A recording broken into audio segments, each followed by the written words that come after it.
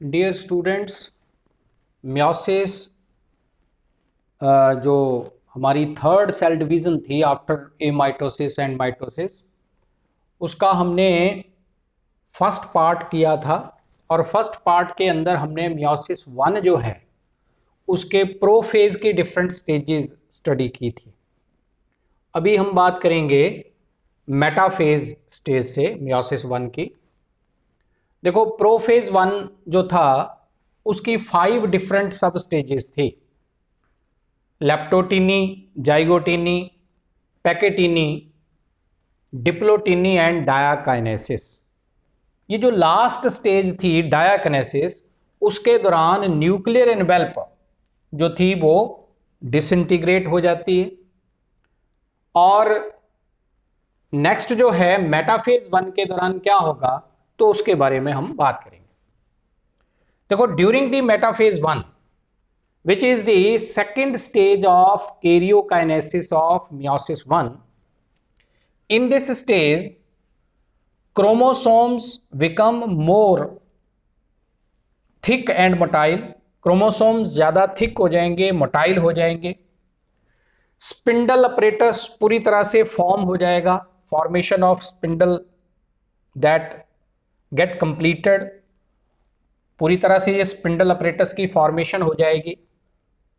Then these thick and motile chromosome arrange horizontally at the equator of the spindle in two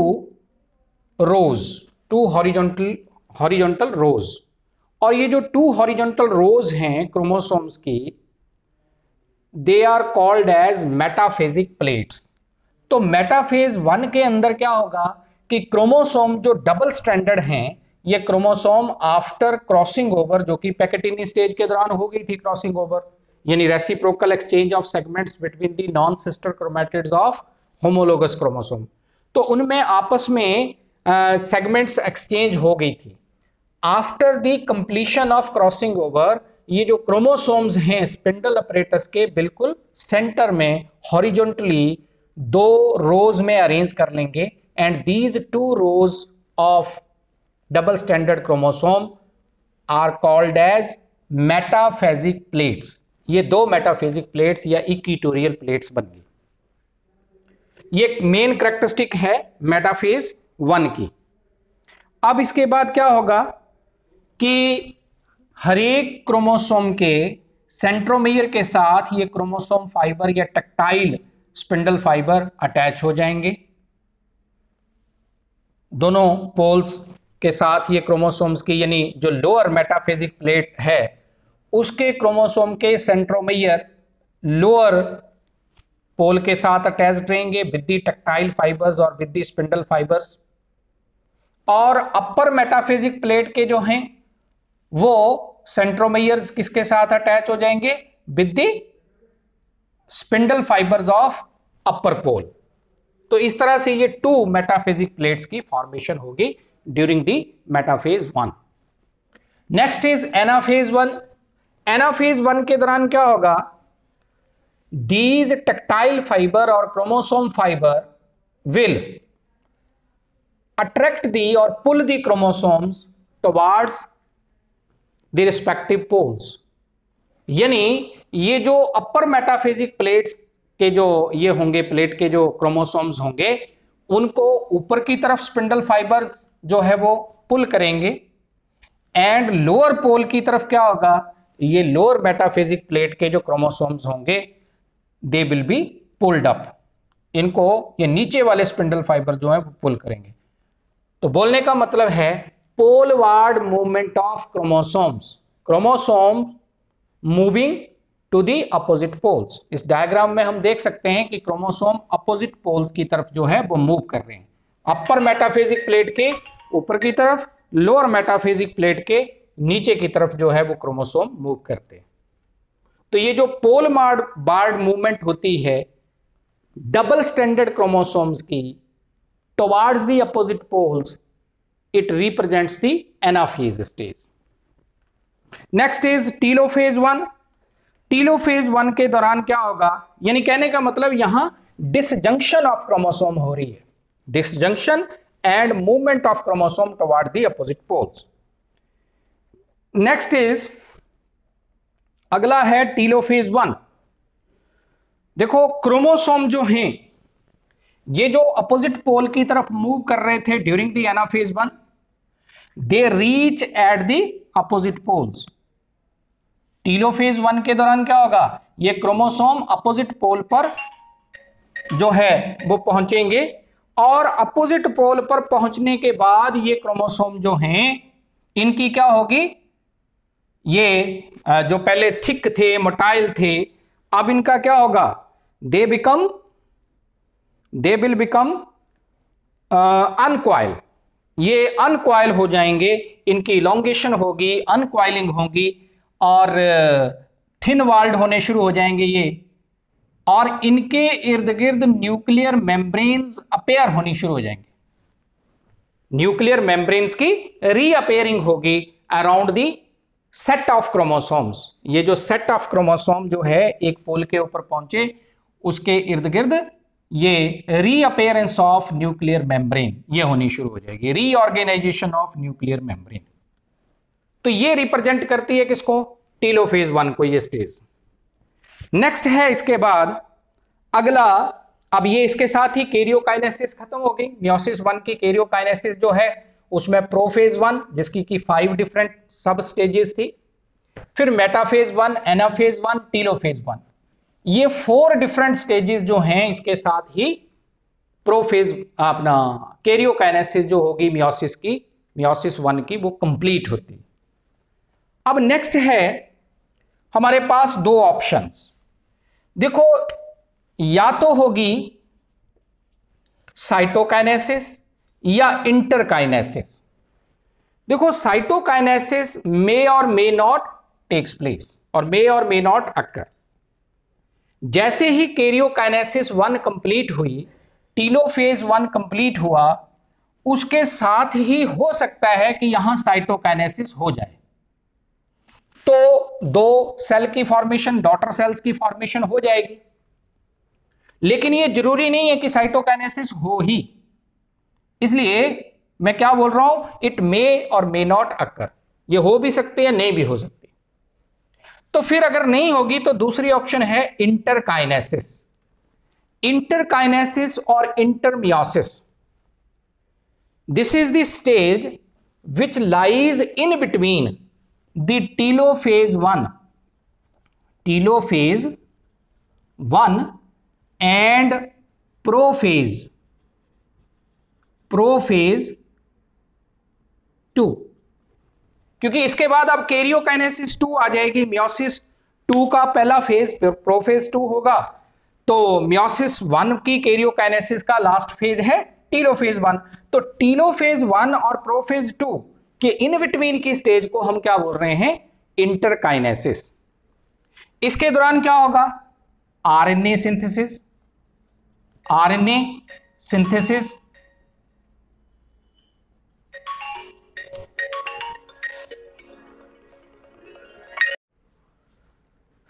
interkinesis के दौरान RNA synthesis, उसके अलावा जो है protein synthesis ये कंटिन्यू रहेंगी, प्रोटीन सिंथेसिस भी कंटिन्यू रहेगी, but there will be no DNA replication. DNA replication जो है वो इंटरकाइनेसिस के दौरान नहीं होगी। ये एक मेन फीचर, ठीक है। तो ये एक शॉर्ट पीरियड होता है in between the telophase 1 and prophase 2, जिसमें आरएनए सिंथेसिस, प्रोटीन सिंथेसिस ये कंटिन्यू रहती है, but there is no DNA replication. और सेंट्रोसोम अगर मान लो एनिमल सेल की हम बात करें, एनिमल सेल की इंटरकाइनेसिस की बात करें, तो उसमें सेंट्रोसोम्स यानी सेंट्रियोल्स भी होंगे।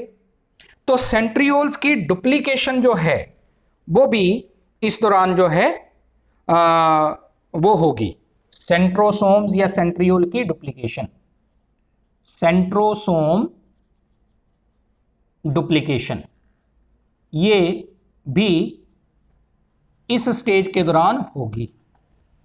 तो centrosome duplication will also take place. Next है, अब इसके बाद अगला आता है हमारे पास meiosis two. Meiosis two, meiosis two जो है उसमें पहले कैरियोकाइनेसिस और फिर उसके बाद साइटोकाइनेसिस होगी। तो कैरियोकाइनेसिस में फर्स्ट स्टेज जो होगी उसको हम बोलते हैं stages of meiosis two. Meiosis two की स्टेजेस की अगर मैं बात करूं तो एक तो पहले थोड़ा सा इसके बारे में बता दूं कि मियोसिस टू जो है ये इक्वेशनल डिवीजन है, होमोटाइपिक डिवीजन है, होमोटाइपिक एंड इक्वेशनल होती है ये।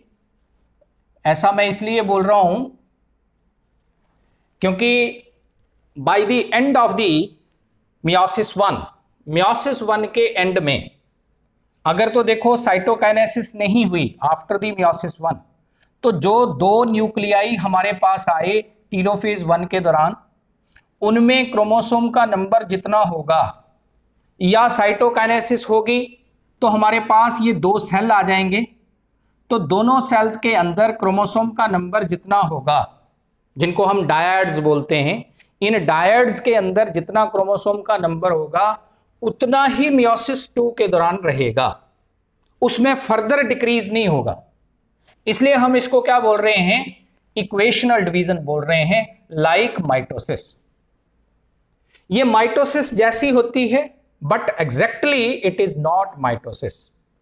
माइटोसिस से मिलती जुलती है क्योंकि इसका स्पैन जो है वो छोटा होता है, शॉर्टर स्पैन की होती है मियोसिस टू। एग्जैक्टली माइटोसिस नहीं है ये, ठीक है। तो इसके डिफरेंट स्टेजेस की अब हम बात करेंगे। तो फर्स्ट स्टेज इज कैरियोकाइनेसिस, और कैरियोकाइनेसिस की फर्स्ट स्टेज क्या है, प्रोफेज टू। प्रोफेज टू, ये जो प्रोफेज टू है ये it is very much short in duration as compare to prophase one. ये शॉर्ट ड्यूरेशन का होता है, शॉर्ट ड्यूरेशन। और ये हमारे पास जो दो डॉटर न्यूक्लियाई आए होंगे या दो डॉटर सेल्स अगर आते हैं तो उनके न्यूक्लियाई जो हैं उनकी nuclear membrane that starts disappearing, nuclear membranes start disintegrating।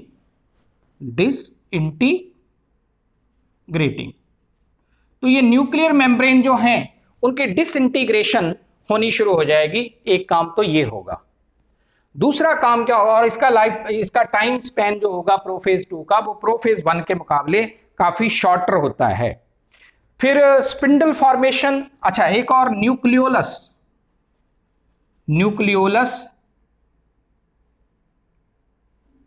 भी डिसअपेयर होना शुरू हो जाएगा। न्यूक्लियाई जो कोई होंगे न्यूक्लियोलाई वो डिसअपेयर होने शुरू हो जाएंगे। फिर स्पिंडल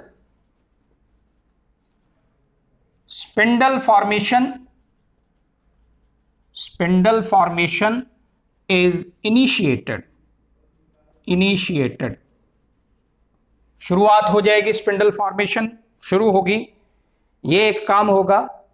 और अगर एनिमल सेल है तो centrosomes will move towards the opposite pole. Movement of centrosomes. Interkinesis के दौरान सेंट्रोसोम्स की डुप्लीकेशन हुई थी और ये सेंट्रोसोम अपोजिट पोल्स की तरफ जो है वो मूव करेंगे। तो ये 4-5 डिफरेंट पॉइंट्स जो हैं वो प्रोफेज टू के दौरान बनते हैं। नेक्स्ट है, अब इसके बाद प्रोफेज टू के बाद हमारे पास क्या आ जाएगा, मेटाफेज टू। प्रोफेज टू के बाद मेटाफेज टू। देखो मेटाफेज टू के दौरान, वैसे इसको अगर मैं डायग्रामेटिकली बोलूं तो हमारे पास ये चीज आ जाएगी कि प्रोफेज 2, ये हमारे पास सेल था, इस सेल के अंदर यहां पे एक न्यूक्लियस था, यहां पे एक न्यूक्लियस था, जो डॉटर न्यूक्लियाई बने थे। तो प्रोफेज 1 के दौरान एक तो न्यूक्लियर एनवेल्प डिसअपेयरिंग होनी शुरू हो जाएगी, ये डिसअपेयर होनी शुरू हो जाएगी, जो मैंने पॉइंट्स बोले। सेंट्रोसोम, यहां सेंट्रोसोम होंगे, ये इनकी डुप्लीकेशन हुई थी, तो अगर एनिमल सेल होगा तो ये सेंट्रोसोम एक पेयर यहां आ जाएगा, एक यहां, ऐसे इसमें यहां होगा, तो उसमें से पेयर में से एक क्रोमोसोम यहां, एक सेंट्रोमेयर यहां और एक यहां आ जाएगा, यानी ये मूवमेंट होगी। पहले पोल्स बने थे ऐसे वर्टिकल डायरेक्शन में, अब पोल्स बनेंगे ऐसे हॉरिजॉन्टल डायरेक्शन में, यानी एक तो इसकी डिसअपेरेंस न्यूक्लियर मेम्ब्रेन की होनी शुरू हो जाएगी, दूसरा पोलवार्ड मूवमेंट सेंट्रोसोम्स की होनी शुरू हो जाएगी, और थर्ड मैंने क्या बोला, न्यूक्लियोलाई अगर कोई होंगे तो वो भी डिसअपेयर होने शुरू हो जाएंगे ड्यूरिंग द प्रोफेज। और ये जो क्रोमोसोम्स हैं ये थिक एंड मोटाइल होने शुरू हो जाएंगे। क्रोमोसोम कैसे थे, डबल स्टैंडर्ड क्रोमोसोम थे, ये एक क्रोमोसोम और ये दूसरा। ऐसे ही इस न्यूक्लियस के अंदर भी ये हमारे पास दो क्रोमोसोम थे, दो मतलब इवन नंबर में थे, ठीक है। तो ये है हमारा प्रोफेज 2। अगर मैं मेटाफेज 2 की बात करूं तो ये न्यूक्लियर एनवेल्प कंप्लीटली डिसअपेयर हो जाएगी, दोनों की डिसअपेयर होनी स्टार्ट होगी during the prophase 2, but it completely disappears during the metaphase 2। तो ये मेटाफेज 2 में क्या आ जाएगा, ये यहां पे कंप्लीटली डिसअपेयर हो जाएगी और ये क्रोमोसोम जो हैं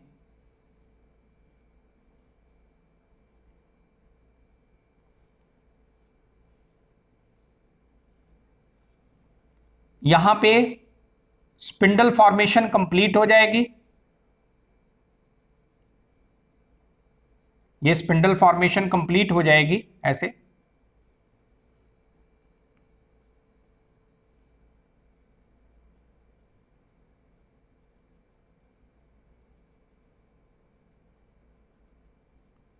तो एक तो हमारे पास ये स्पिंडल अपरेटस पूरी तरह से बन गया, और जो क्रोमोसोम्स पहले स्कैटर्ड मैनर में पड़े थे with in the nucleus, daughter nuclei के अंदर, वो अब अपने आप को क्या करेंगे, इक्वेटर ऑफ द स्पिंडल के ऊपर अरेंज कर लेंगे इन दी हॉरिजॉन्टल मैनर, और इसको हम बोलते हैं सिंगल इक्वेटोरियल प्लेट और सिंगल मेटाफेजिक प्लेट। तो यहां सिंगल मेटाफेजिक प्लेट बन गई। सिमिलरली ऐसे ही ये दूसरे एंड के ऊपर भी, दूसरे पोल के ऊपर भी ये क्रोमोसोम्स अरेंज हो गए,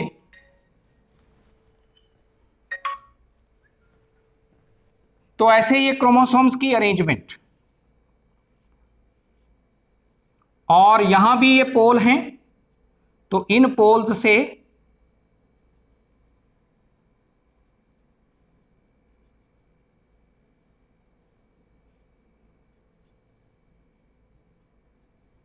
ठीक है।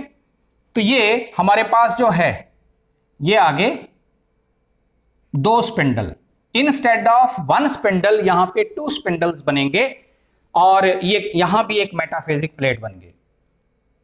अब ये जो स्टेज है, जिस स्टेज के दौरान ये स्पिंडल अपरेटस की कंप्लीट फॉर्मेशन हुई, न्यूक्लियर एनवेल्प टोटली डिसइंटीग्रेट कर गई और मेटाफेजिक प्लेट्स बन गई at both the poles of the cell, इसको हम बोलते हैं मेटाफेज 2। तो ये आ गया हमारे पास मेटाफेज 2, और ये था प्रोफेज 2। अब नेक्स्ट इसके बाद क्या होगा, अब इसके बाद जो है कि एनाफेज 2 आएगा।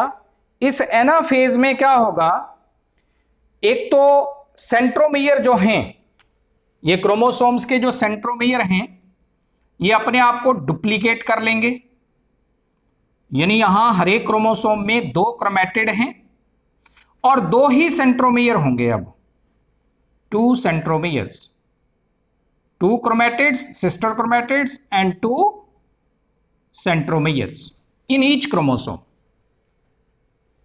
एनाफेज के अंदर क्या होगा कि poleward movement of chromosome will take place. Poleward movement यानी ये चीज आ जाएगी यहां पे, ये डबल स्टैंडर्ड क्रोमोसोम था जिसमें 2 सेंट्रोमियर है, 2 क्रोमैटिड है, तो 1 chromatid and 1 centromere will move toward this pole, और इसी क्रोमोसोम का डबल स्टैंडर्ड का दूसरी सेंट्रोमियर और दूसरा जो है second centromere and second chromatid, ये मूव करेंगे टुवर्ड्स द अपोजिट पोल, यानी ये चीज आ जाएगी। सिमिलरली ये हमारे पास आ जाएगा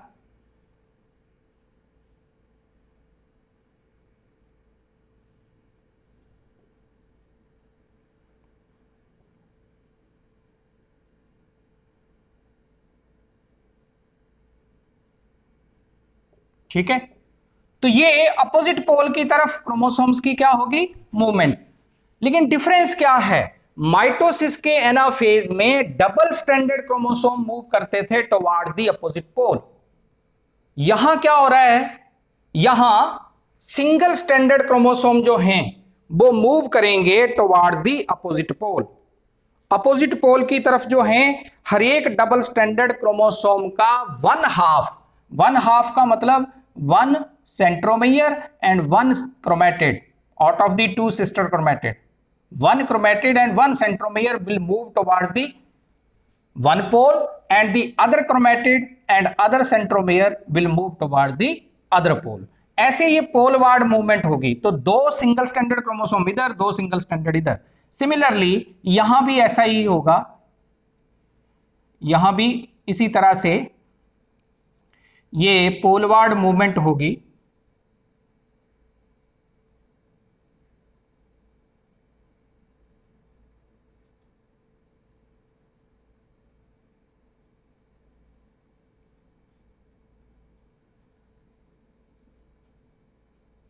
तो ये पोलवार्ड मूवमेंट जो है वो होनी स्टार्ट होगी, ये ठीक है। तो half the chromosome will move toward the one pole and other half of the chromosome will move toward the other pole, ये काम होना शुरू होगा। तो ये जो पोलवार्ड मूवमेंट है इसे हम बोलते हैं एनाफेज 2। नेक्स्ट है टीलोफेज 2। टीलोफेज 2 में क्या होगा, टीलोफेज 2 में एक तो ये अपोजिट पोल की तरफ मूव कर रहे थे जो क्रोमोसोम, वो अपोजिट पोल के ऊपर पहुंचेंगे, यानी they will reach at the opposite poles, यानी ये चीज आ जाएगी। एक तो ये यहां क्रोमोसोम पहुंच गए, 2 क्रोमोसोम, यानी मैं 2 दिखा रहा हूं इसलिए मैं बोल रहा हूं, तो 2 क्रोमोसोम यहां, 2 यहां अपोजिट पोल की तरफ। फिर स्पिंडल अपरेटस डिसअपेयर हो जाएगा और न्यूक्लियर एनवेल्प रीऑर्गेनाइज होनी शुरू हो जाएगी। ये न्यूक्लियर एनवेल्प रीऑर्गेनाइज, ऐसे ही यहां न्यूक्लियर एनवेल्प रीअपेयर होनी शुरू हो जाएगी। तो यहां भी ये 2 क्रोमोसोम, यहां भी ये 2 क्रोमोसोम, प्लस क्रोमोसोम अनकॉइल होने शुरू हो जाएंगे, थिन होने शुरू हो जाएंगे, ठीक है। और nuclear envelopes at the 4 corners appear होनी शुरू हो जाएंगी। It represents the telophase 2। Telophase 2। अब इसके बाद क्या होगा, अब इसके बाद जो है साइटोकाइनेसिस 2। साइटोकाइनेसिस, जैसा मैंने पहले बोला था कि कैरियोकाइनेसिस जो मियोसिस 1 की होती है उसके बाद साइटोकाइनेसिस हो भी सकती है, नहीं भी होगी, लेकिन end of the karyokinesis of meiosis 2 यानी टीलोफेज 2 के बाद क्या होगा, साइटोकाइनेसिस होगी। और ये साइटोकाइनेसिस में क्या होगा, अगर एनिमल सेल है तो सेल फरो मेथड से, और अगर प्लांट सेल है तो जिसको हमने नाम दिया था सेल प्लेट मेथड, उसके जरिए जो है ये साइटोकाइनेसिस होगी। टीलोफेज 2 के दौरान ये क्रोमोसोम अपोजिट पोल पर रीच करेंगे, न्यूक्लियर एनवेल्प या न्यूक्लियर मेम्ब्रेन रीअपेयर होंगी, न्यूक्लियोलाई रीअपेयर होंगे, न्यूक्लियोलाई भी बनेंगे, और स्पिंडल अपरेटस डिसअपेयर हो जाएगा। देन साइटोकाइनेसिस, तो साइटोकाइनेसिस या तो सेल फरो मेथड से, ये साइमल्टेनियस भी हो सकती है, ऐसे इस तरीके से ये साइमल्टेनियस भी हो सकती है।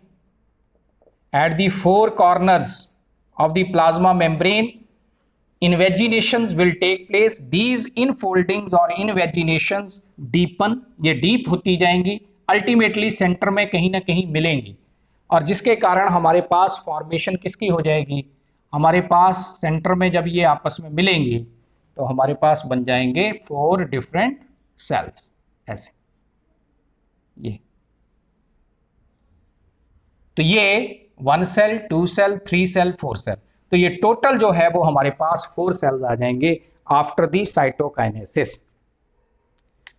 ये साइमल्टेनियस भी हो सकती है, अगर ये if it has not taken place during the और आफ्टर दी मियोसिस 1, तब ये साइमल्टेनियस होगी।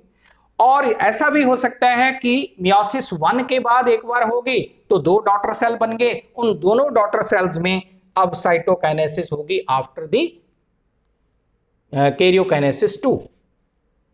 तो सक्सेसिव भी हो सकती है, इसको हम सक्सेसिव बोलेंगे जो मियोसिस 1 के बाद भी हो, मियोसिस 2 के बाद भी हो, और साइमल्टेनियस बोलेंगे अगर एंड में एक बार ही साइटोकाइनेसिस हो तो उसको हम साइमल्टेनियस साइटोकाइनेसिस बोलेंगे। आगे इंपॉर्टेंस है या सिग्निफिकेंस ऑफ मियोसिस है, तो जो मेजर सिग्निफिकेंसेस हैं वो 2 हैं। एक तो है कि meiosis maintains the chromosome number, maintains the chromosome number. Meiosis जो है वो क्रोमोसोम नंबर को मेंटेन करती है। किसके क्रोमोसोम नंबर को मेंटेन करती है? It maintains the chromosome number of a species, of a species. ठीक है, तो स्पीशीज का कांस्टेंट क्रोमोसोम नंबर मेंटेन करने में मियोसिस जो है वो रोल प्ले करती है। एक तो ये, और दूसरा है मियोसिस के दौरान प्रोफेज 1 जो स्टेज है उसमें 3rd स्टेज जिसको कि नाम दिया था पैकेटिनी स्टेज, ड्यूरिंग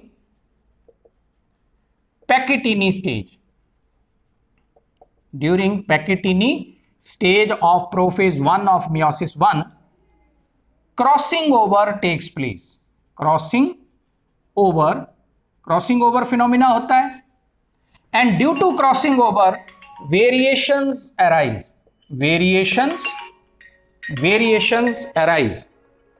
और ये जो वेरिएशंस हैं during pachytene stage, crossing over takes place, due to which variations arise and these variations act as raw material for evolution। तो हम सब की इंडिविजुअलिटी जो मेंटेन्ड है वो वेरिएशंस के कारण है, तो ये वेरिएशन लाती है मियोसिस, और chromosome number of a species को जो है वो मेंटेन करती है। ये 2 मेजर सिग्निफिकेंसेस हैं। तो इसके साथ हमारा ये मियोसिस का कंप्लीट हुआ। Thank you very much.